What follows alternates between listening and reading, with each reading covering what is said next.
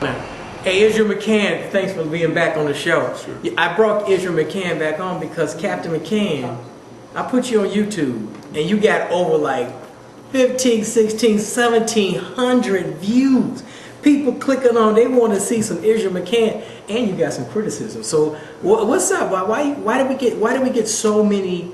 It seemed like disgruntled firemen from the city of Chicago who are mad at you. Why they mad at you, is your Captain McCann? Well, before we get into that, go right ahead. That was about 2 weeks ago, I guess, right? Almost something like that, ago, right? Yeah, maybe almost a month 3 weeks ago. Yeah. And I must really thank you for introducing me to YouTube. YouTube? You want to hear? I had no clue. Okay. You know what? On YouTube, it's only been around for a few years. Yeah, right, I mean, I'm saying it's catching on. It's unbelievable. I had no clue. Yeah. But I show up on YouTube, and I guess they've been waiting on me, huh? Yeah. But anyway, basically what we deal with is a situation whereas the truth hurts.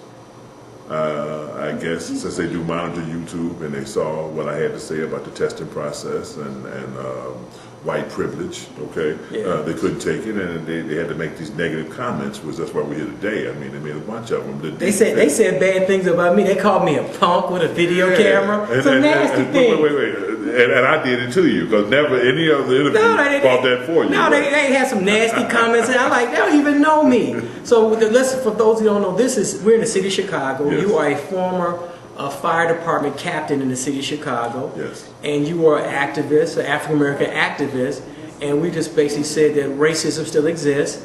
You said that out of 5,000 firemen? 5,000 firemen in the city of Chicago, firemen and paramedics. Only 500 of them are African Americans, blacks. Let me say that. We got to say this real slow. The city of Chicago, we're about 30-40% of the population, right?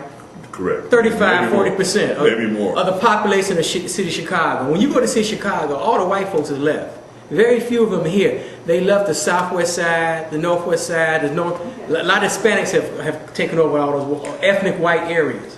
Community after community. I mean, I grew up in South Shore. Right. And South Shore used to be all white. In 5 years' time, it turned all black, okay? Right. Inglewood used to be all white, believe it I remember as a kid that Inglewood was all white as a kid. And, in the 60s. And it changed. Roseland, all When I was a kid, in the late 60s, Roseland was still white when I was a kid. You couldn't hardly shop on Michigan Avenue back in the day, you know? But again, I remember going to all these communities, working with white firemen, and they all had relatives. They can all point to a house and say, my cousin Jimmy used to live there. Okay? Right.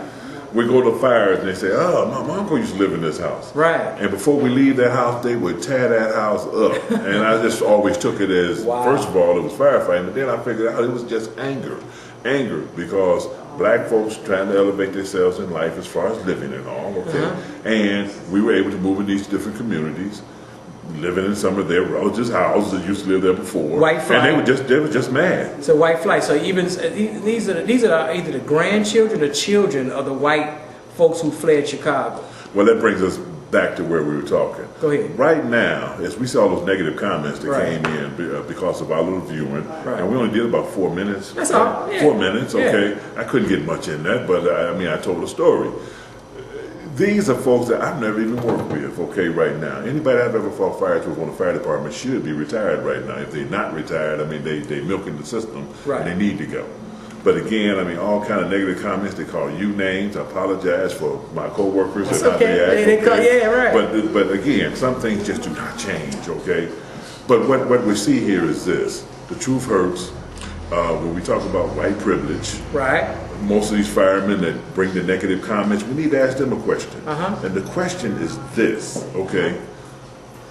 Who made the phone call for you when you put your application in for employment? Was it your mother, your father, the father of the church, what they call them, Catholic church? Yeah. The priest, okay. Somebody made a call for these people, you know? Right. And said that, look, he's finally ready. He wants to be a fireman, okay? Wow. I mean, it gets so deep. I mean, they just switched city jobs. Some police don't want to be police no more, and they switch over and be firemen, you know? Wow. So again, it is a fixing in on this testing process. So you said white privilege, white European American privilege still reigns in the city of Chicago, probably most towns in America. Oh, without a doubt. Okay. I mean, it gets real deep. I mean, right now, as we look at the employment and the distribution of jobs, there are some blacks that's got some privilege. Yes. Because they always need a few blacks, okay, to make their program work. And if you're black Catholic, that's even better. It'd be even much better. Okay, we To talked make their about it on the program, we shows, talked about right? that, right? To make Black it work. Catholics, yeah. So there are some blacks that go through the same process. Right. But let me tell you, that's a small percentage of us to have that type of a privilege. Okay? Right. And the only reason that privilege is exerted and allowed to be is because they can't hire all whites, okay? Right. But they can do 7% black, okay? And the majority of that 7% that we're speaking of right now, okay, are sponsors, okay?